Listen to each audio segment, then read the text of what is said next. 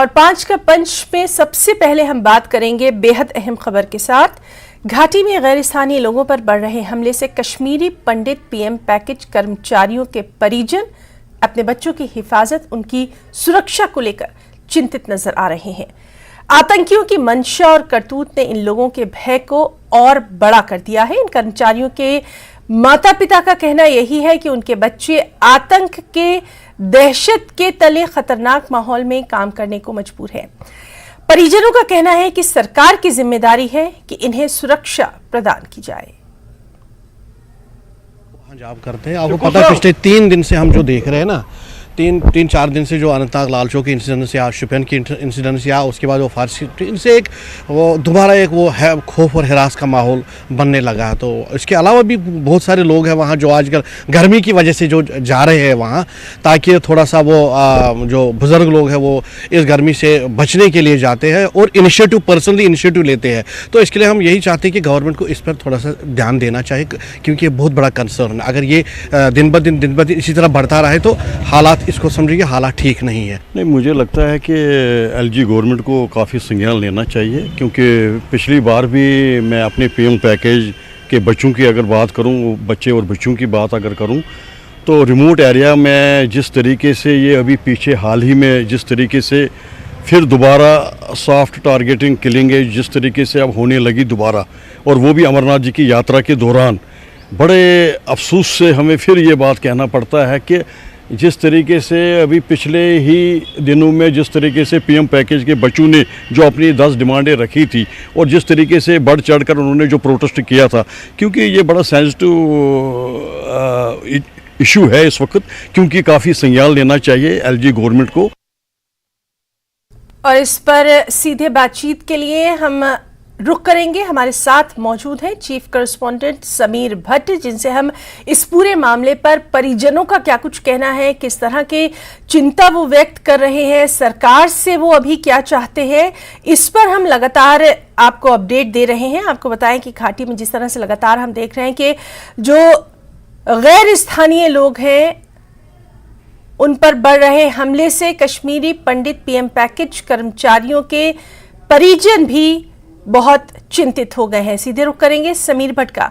समीर, लगातार हम सुन रहे हैं कि वहां पर जो परिजन हैं वो अपने बच्चों के लिए चिंतित दिखाई दे रहे हैं, जो कि स्वाभाविक भी है। उनकी हिफाजत को लेकर अब वो क्या चाहते हैं, क्योंकि डायरेक्ट आपकी उनसे बात हो रही है, आप बेहतर बता सकते हैं उनके क्या कुछ तासुरात हैं, क्या कुछ जज्बात हैं। देखिए, कंसर्न तो है। देखिए, अगर हम टारगेट किलिंग की बात करें तो पिछले 1 और 2 सालों के बीच में जो टारगेट किलिंग का सिलसिला कश्मीर में चल पड़ा है, और हमने देखा कि इस साल की अगर हम बात करें, पिछले साल अगर आपको याद होगा 11 मई को राहुल भट्ट की हत्या की गई थी, जो पीएम पैकेज एम्प्लॉय था। उसके बाद उसी महीने में तकरीबन 29 मई को रजनी बाला जो पीएम पैकेज एम्प्लॉय थी उसको मारा गया। उससे पहले और उसके बाद भी लगातार टारगेट किलिंग का सिलसिला जारी है। और इस साल की अगर हम बात करें तो हमने मार्च महीने में, फरवरी मार्च में देखा संजय शर्मा की हत्या हुई थी, लेकिन उसके बाद थोड़ा इसमें कमी आई थी और कोई भी ऐसा इंसिडेंट नहीं हुआ था जिसमें हम कह सकते हैं कि किसी की कैजुअलिटी हो। लेकिन अगर हम पिछले ही तकरीबन 10 दिनों की बात करें तो लगातार हमने देखा शोपियां से लेकर अनंतनाग तक टारगेट किलिंग फिर शुरू हुई है। जो नॉन लोकल लेबर है उसको टारगेट किया जा रहा है। जाहिर तौर पर जो लोग वहां पे काम करते हैं, चाहे वो नॉन लोकल लेबर्स हैं, चाहे वो पीएम पैकेज एम्प्लॉयज हैं, रिजर्व कैटेगरी एम्प्लॉयज हैं, या जो बाहर से माइनॉरिटी में जो बैंक्स में काम कर रहे हैं, एजी ऑफिस में काम कर रहे हैं, या बीएसएनएल में, या बाकी गवर्नमेंट इदारों में काम कर रहे हैं, सेंट्रल गवर्नमेंट के इदारों में, पोस्ट ऑफिस में काम कर रहे हैं, तो ये लोग, इन लोगों की सिक्योरिटी और सेफ्टी का एक प्राइम कंसर्न है उनकी फैमिलीज को, कि वो उनके बच्चे या उनके घर वाले वहां पे काम करते हैं, जो भी वहां पे काम कर रहा है, तो उनके लिए क्या सरकार सोच रही है। देखिए, अगर हम पिछले साल की बात करें, जैसे आपको पता है जी। मई के महीने में जब राहुल भट्ट की हत्या हुई थी, तो उसके बाद लगातार तकरीबन 300 से ज्यादा दिनों तक इन जी। कश्मीरी पंडित विस्थापित जो पीएम पैकेज एम्प्लॉयज हैं, उन्होंने यहाँ पे धरना किया था जम्मू में, लेकिन एलजी एडमिनिस्ट्रेशन ने उनको फिर यकीन दिलाया था कि उनकी सिक्योरिटी, सेफ्टी और खासकर अकोमोडेशन की जो मसाइल हैं उसको हम पूरा हल करेंगे, उसकी तरफ हम ध्यान देंगे। उस एश्योरेंस के बाद उनको वापस वहां पे ले जाया गया था। हालांकि ये भी है कि पीएम पैकेज एम्प्लॉयज को अभी टारगेट नहीं किया गया, ये सबसे अच्छी बात है, खुशी की बात है। और ये एक हमें इसमें सरकार को मानना पड़ेगा कि सरकार ने बहुत सारे कदम उठाए। देखिए उन्होंने क्या किया है, सबसे पहले जो फार फ्लंग एरियाज में जो पीएम पैकेज एम्प्लॉयज हैं उनको सिक्योर एरियाज में लाया।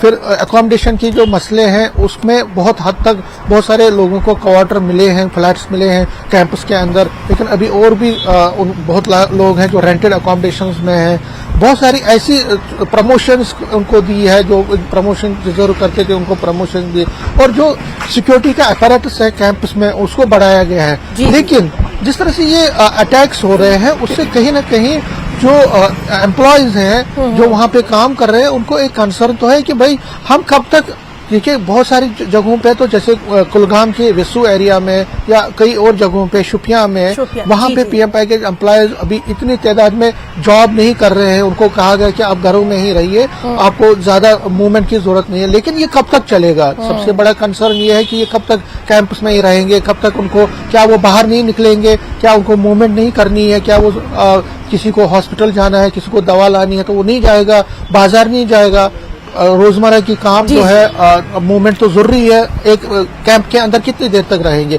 तो ये सारे कंसर्न हैं। और दूसरा जो रेंटेड अकोमोडेशन में वहाँ काम करते हैं उनके लिए भी अपने कंसर्न हैं, वो भी चाहते हैं कि फ्लैट्स जल्दी से जल्दी बनने चाहिए। तो बहुत सारे इश्यूज अभी भी हैं और सबसे बड़ा है सेफ्टी और सिक्योरिटी का। और जिस तरह से ये अभी हुआ है, जिस तरह से नॉन लोकल्स में, तो कहीं ना कहीं हमने जब इनके पेरेंट से यहाँ बात की तो उन्होंने कहा कि जब वो मोबाइल पे उनसे बात करते हैं तो दूसरी बार जब मोबाइल पे बात होती है, जो उस बीच का वक्फा होता है वो इनके लिए बहुत ही दर्दनाक होता है, क्योंकि ये इनको पता नहीं होता कि आखिर उनके बच्चे को क्या वो ठीक है, क्या वो सिक्योर है, कहाँ पे है। तो हमें हमेशा बहुत फिक्र रहती है कि हमारे बच्चे कैसे हैं, वहाँ पे किस तरह से है, अगर वो नौकरी करने के लिए जाएंगे तो क्या कैसे समीर आपसे यहाँ पर हम ये भी थोड़ा सा जानना चाहेंगे, ये भी जरूरी है ये पक्ष सामने रखना कि वहां पर जो खास तौर पर जो परिजन है, सियासी जो लीडर है, पॉलिटिकल लीडर है, उनकी भी कहीं ना कहीं ये जिम्मेदारी बनती है कि वो ये यकीन दिलाएं कि सरकार जो है पूरी तरह से वचनबद्ध है, सरकार पूरी तरह से इनकी सुरक्षा को लेकर भी तमाम तर एहतियाती इकदाम उठा रही है। अगर पॉलिटिकल लीडर्स की तरफ से भी कहीं ना कहीं थोड़ा सा आश्वासन दिया जाएगा तो शायद ये परिजन जो है ये इतना ज्यादा परेशान नहीं होंगे, तस्वीर इनके सामने थोड़ी क्लियर हो सकती है। नहीं, देखिए आपने सही कहा, सियासी पार्टियों के लिए भी ये एक इम्पोर्टेंट है कि वो अपना कंट्रीब्यूट करे इस सारे इशू पे। जब हमने इनके परिजनों से बात की, यहाँ के इनके पेरेंट्स से बात की, तो एक पेरेंट ने अच्छा कहा, उन्होंने कहा कि जो लोकल लोग वहाँ पे है, खासकर जो मुस्लिम कम्युनिटी के लोग वहाँ पे रहते हैं, उनको भी ये एहसास होना चाहिए, उनको भी इसमें ये देखना पड़ेगा कि जो नॉन लोकल्स पे अटैक हो रहे हैं वो कहीं ना कहीं एक बड़ा कंसर्न है। उनको ऐसा एटमॉस्फेयर बनाना चाहिए, और जो लड़के मिसगाइडेड हो गए हैं और इस तरह की एक्टिविटीज में हिस्सा ले रहे हैं उनको समझाना चाहिए कि इससे कुछ नहीं निकलने वाला, ये खून खराबा है। न सिर्फ अब आपने जो कहा कि जो लोकल लोग वो तो है ही, लेकिन जो पॉलिटिकल पार्टीज हैं, सियासी पार्टियां हैं, उनको भी एक बहुत ही रिस्पॉन्सिबल तरीके से बिहेव करना पड़ेगा। उनको भी एक अपना एक कंट्रीब्यूट करना पड़ेगा, जो पॉजिटिव कंट्रीब्यूशन जिसको हम कहेंगे, उनको भी अपना एक कंट्रीब्यूशन करके, ताकि जो माइनॉरिटीज हैं, चाहे नॉन, उसमें मैंने जिस तरह कहा पीएम पैकेज एम्प्लॉयज हैं या जो काम करते हैं, उनको एक कॉन्फिडेंस बिल्डिंग हो, उनमें एक कॉन्फिडेंस आए कि नहीं, कश्मीर में अगर वो काम कर रहे हैं तो वो वहाँ पे सिक्योर है, सेफ है। तो ये सभी की मिलीजुली कोशिश होनी चाहिए, सुरक्षा की भावना को, तमाम जो वहां पर नॉन लोकल्स हैं उनमें सुरक्षा की भावना किस तरह से पैदा की जाए, क्योंकि ये पूरे मुल्क की सालमियत का सवाल है। समीर भट्ट, बहुत बहुत शुक्रिया आपका, बेहद अहम तमाम तर जो तज्जिया आपने यहां पर पेश किया उसके लिए। 5 का पंच में एक और अहम खबर। पाकिस्तान है कि अपनी हरकतों से बाज नहीं आ रहा। जम्मू कश्मीर में नापाक कोशिशों की घटनाएं लगातार बढ़ रही हैं। घुसपैठ हो या नार्को टेररिज्म, हर कोशिशों पर हमारे सुरक्षा बल पानी फेर रहे हैं। कुपवाड़ा जिले के अमरोही टंगडार इलाके में पुलिस पार्टी करना और सेना की 6 जैक राइफल ने संयुक्त अभियान के दौरान काफी मात्रा में हथियार और गोला बारूद बरामद किया। सुरक्षा बलों ने 2 AK-47 राइफलें, AK-47 की 2 मैगजीन, AK-47 की 338 गोलियां, 6 पिस्तौल, 13 पिस्तौल मैगजीन, 4 ग्रेनेड, पाकिस्तानी करेंसी में 20,000 रुपए, 2 जूते और अन्य सामान बरामद किया। वहीं कल की अगर बात करें तो कुपवाड़ा जिले के मिजहल सेक्टर में घुसपैठ की कोशिश को नाकाम करते हुए 2 आतंकवादियों को मार गिराया गया था। इलाके में सुरक्षा बलों का ऑपरेशन जारी है। आपको बताएं कि पिछले 2 दिनों के दौरान पुंछ जिले में 2 अलग अलग मुठभेड़ों में 6 आतंकवादी मारे गए हैं। सीधे रुक करना चाहेंगे, हमारे साथ मौजूद है हमारे साथी याहिया सुल्तान। याहिया, आपसे जानना चाहेंगे, जिस तरह से अभी ये पूरा आंकड़ा यहां पर पेश किया है, कहीं ना कहीं पाकिस्तान की ओर से जो तमामतर नापाक कोशिशें हैं वो लगातार बढ़ती दिखाई दे रही हैं। इस वक्त आपसे जानना चाहेंगे, सर्च ऑपरेशन को लेकर क्या कुछ तस्वीर है, खास तौर पर सुरक्षा बल जिस तरह से हमारे लगातार डटे हुए हैं, चूंकि आप ग्राउंड पर रहते हैं, आपने खुद अपनी आंखों से तमामतर तस्वीरें जो है वो देखी हैं, इसलिए ये क्वेश्चन आपसे करना जरूरी हो जाता है। याहिया,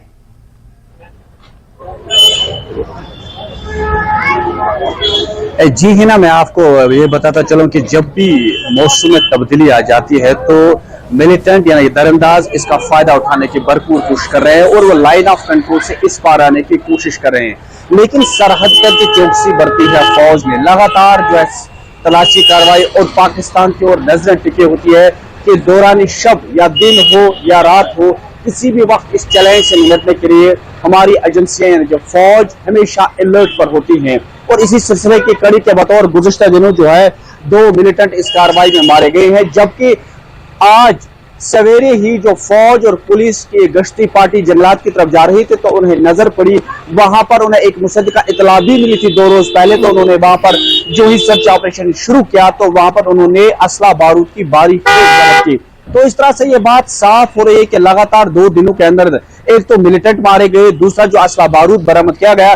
तो कोशिश है उस पार यानी पाक की मंसूबा यह है कि वो इस पार मिलिटेंट भेजने की बड़े पैमाने पर कोशिश, ताकि कश्मीर में फिर से तकरीबी कार्रवाइयां अंजाम दे सकें। लेकिन लगातार फौज जो है वो सरहदों पर अलर्ट है और किसी भी तकरीबी कार्रवाई से निपटने के लिए हमेशा तैयार भी रहती है। और इसी सिलसिले की कड़ी के बतौर मच्छल सेक्टर में 5वां जो है हम कहेंगे कि इनकाउंटर हुआ, इन्फिल्ट्रेशन बिड फाइल हुई और जिसमें तकरीबन 5 से 6 मिलिटेंट जो है वो मारे गए हैं आज तक। तो लगातार इस तरह की कार्रवाइयां जो है वो अंजाम दी जा रही हैं। और इस तरह कल ही जब आपने विजुअल्स में हमने दिखाया कि सरहद पर फौज किस तरह अलर्ट है, हर 5 मिनट के बाद वहां पोजीशनें चेंज हो जाती हैं। तो लगातार हम कहेंगे कि पाकिस्तान के मंसूबों को नाकाम बनाने की जो है हिंदुस्तानी फौज काम कर रही है, क्योंकि हम सरहद पे हैं। जो कुपवाड़ा जिला है ये सरहद पर लगा हुआ है, यानी कि पाकिस्तान से इसकी सरहदें हैं। चाहे मच्छल की बात करें, करना की, केरन की, लगातार इससे पहले वो मंशियात भी बेचते थे इस पार यहाँ के नौजवानों में। और अब जब उस पर भी जो है लगाम कसी जा रही है तो अब फिर से यहाँ पर मिलिटेंसी को बढ़ावा देने की कोशिश, क्योंकि लगातार इनकाउंटर हो रहे हैं, लगातार इन्फिल्ट्रेशन हो रही है और लगातार इस तरह के जो असला बारूद इस पार जमा करने की कोशिश। लेकिन इस वक्त जो हम कहेंगे तलाशी कार्रवाई पूरे एरिया में जारी है। कोशिश ये की जा रही है ये ताकि ये जो असला बारूद आया, ये आया कहां से, कौन लोग इसमें मुलविस हैं, इन चीजों पर जो है इस वक्त पुलिस और फौज जो है वो इस वक्त इस चीज को देखने की कोशिश कर रही है। जी हिना, यह एक और बात आपसे जानना चाहेंगे, जिस तरह से हम लगातार देखते हैं कि जो OGWs हैं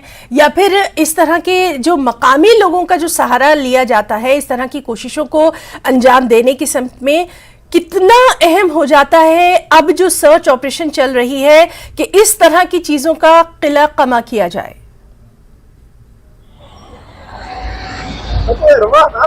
जी ना, एक बात जो आपने OGWs की बात की, ये बात सही है कि जब तक ना OGWs होंगे तब तक मिलिटेंट इस पार सामान तो नहीं ला सकते, असला बारूद नहीं ला सकते, या उन्हें जो रास्ता दिखाने के लिए, तो इसमें OGWs का एक अहम रोल रहता है। तो फौज और पुलिस ने लगातार पिछले एक साल से यानी कि 370 के एब्रोगेशन के बाद लगातार OGWs पर कड़ी निगाह रखी जा रही है और अभी तक तकरीबन 100 के करीब जो है OGWs को जो हिरासत में लिया गया है यहाँ कुपवाड़ा जिले या दूसरी जगहों पर, और लगातार इस चीज की कोशिश की जा रही है कि मिलिटेंटों को OGWs ही ना मिले, ताकि मिलिटेंसी को जन्म ही ना मिले। तो इस तरह की कार्रवाइयां जो है वो लगातार जारी है, ताकि आने वाले वक्त में कश्मीर जो है वो मिलिटेंसी से साफ हो।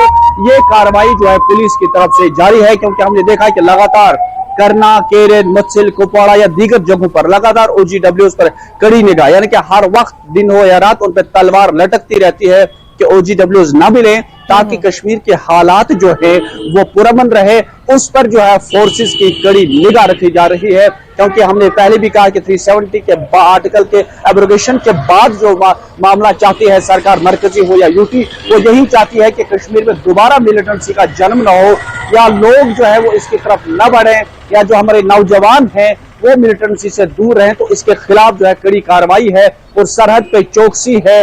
हर मिनट के बाद वहां पर जो है फौज अपनी चौकसी बढ़ा रही है और अलर्ट जारी है, क्योंकि हमने पिछले 5 दिनों से लगातार हमने देखा इस तरह की कार्रवाई, और 5वां इस साल का इनकाउंटर। तो इस सिलसिले में लगातार हर मिनट के बाद पोजीशनें चेंज होती है, और अब की बार जो है सरहद पर फौज, आर्मी, BSF और इस बार जम्मू कश्मीर पुलिस ने भी सरहद की निगरानी का जो है तैयार किया है। अब वो भी सरहद की निगरानी में फौज का हिस्सेदारी बन रहे हैं, क्योंकि जम्मू कश्मीर फौज को इस बात की एक्सपीरियंस है, तो चाहती है कि यहाँ से दोबारा मिलिटेंसी को जन्म न मिले, ताकि कश्मीर में फिर से अमन और अमान रहे। जी है ना। बिल्कुल याया सुल्तान, तो तस्वीर हमने अपने दर्शकों के सामने रखी है और साफ है कि किस तरह से सुरक्षा बल जो है हमारे पूरी तरह से मुस्तैद नजर आ रहे हैं। चप्पे चप्पे पर चौकसी जो है वो बढ़ती जा रही है। याया सुल्तान, बहुत बहुत शुक्रिया आपका तमाम तर तस्वीर दर्शकों के सामने रखने के लिए। एक और अहम खबर हिमाचल प्रदेश से अब आपको देंगे।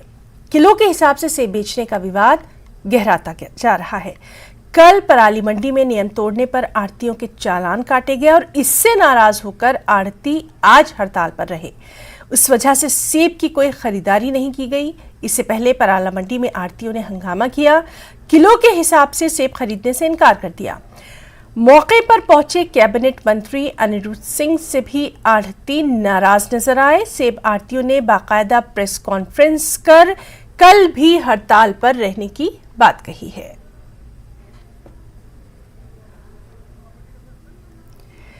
तो हिमाचल से ये अहम खबर है, जहां किलो के हिसाब से यानी केजी के अकॉर्डिंग से बेचने का जो विवाद है वो लगातार बढ़ता जा रहा है। और आढ़तियों के चालान जो कल काटे गए थे क्योंकि उन्होंने कुछ नियम तोड़े थे, उससे नाराज होकर आज आढ़ती हड़ताल पर रहे और उन्होंने साफ कर दिया है कि जब तक उनकी मांगे नहीं मानी जाएंगी तब तक वो हड़ताल करेंगे, क्योंकि किलो के हिसाब से सेब खरीदने से वो नाराज नजर आ रहे हैं।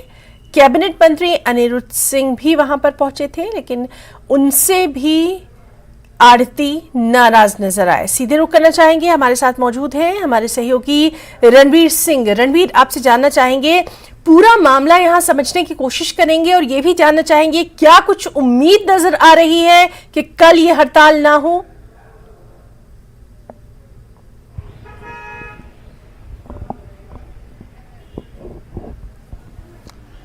जी हाँ, देखिए दोनों पक्षों ने आज प्रेस कॉन्फ्रेंस की है, जिसमें जो संयुक्त किसान मंच है उसकी तरफ से प्रेस कॉन्फ्रेंस की गई। उन्होंने अपनी बात रखी है।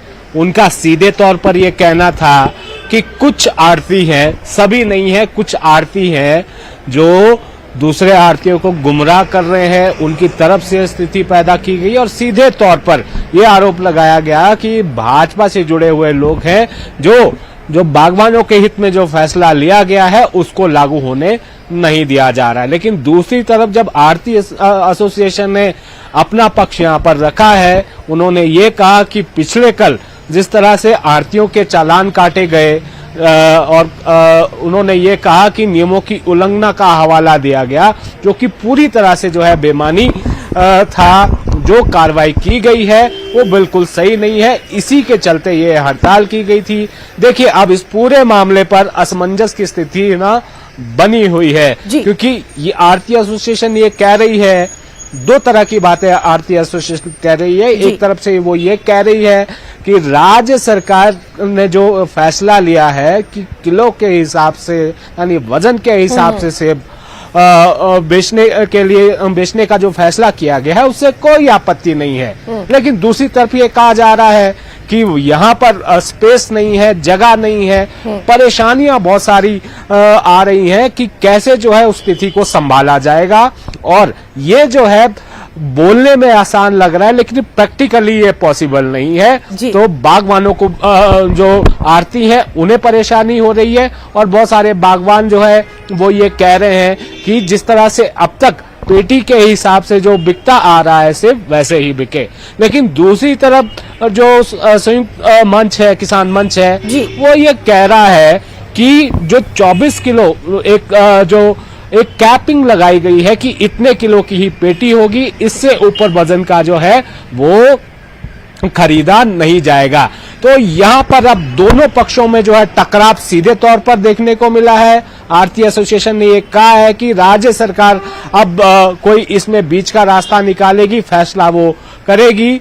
अगर कोई फैसला नहीं होता है तो ये हड़ताल कल भी जारी रहेगी। अगर फिर भी कोई समाधान नहीं होता है कि ये अनिश्चितकालीन तक जो है ये हड़ताल जारी रहेगी। लेकिन दूसरी तरफ जो किसान बागवान के संगठन है वो कुछ और बात कह रहे हैं। वो ये कह रहे हैं कि जो मुनाफाखोरी की जाती है बागवानों से, वो मुनाफाखोरी जो आज तक जारी थी, जो लूट चल रही थी, जो कुछ आड़ती है उस लूट को बरकरार रखना चाहते हैं। जो राज्य सरकार ने जो फैसला किया है उस राज्य सरकार को बैकफुट पर लाने के लिए ये सारी कोशिशें की जा रही है। ये अव्यवस्था की स्थिति यहाँ पर पैदा की जा रही है। लेकिन इसमें नुकसान किसका हो रहा है? नुकसान उस छोटे बागवान का हो रहा है जो अपने घर से जो है वो सेब लेकर आया था, आज उसे कोई खरीदार नहीं मिला है। कल भी यही स्थिति बनी रही तो वो कैसे अपनी फसल को जो है बेच पाएगा? ये बड़ी स्थिति यहाँ पर है। राज्य सरकार की तरफ से बीच का जो रास्ता है वो निकालने की कोशिश की जाएगी, ऐसी जो है